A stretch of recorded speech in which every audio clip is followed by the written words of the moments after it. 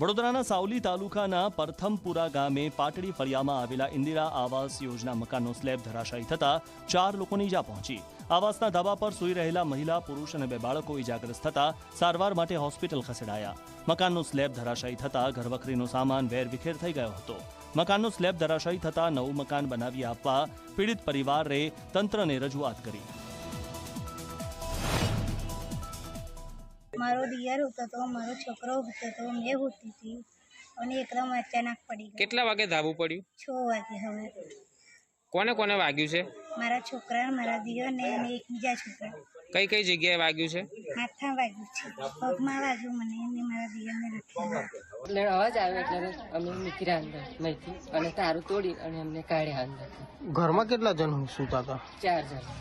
તારું કઈથી તોડ્યું? તારું પાછલા બાઈને ही તોડ્યું, આગળથી તો ના નીકળ્યું પણ પાછલા બાઈને ही તોડ્યું અને પછી મહીથી કાઢ્યા એ લોકોને।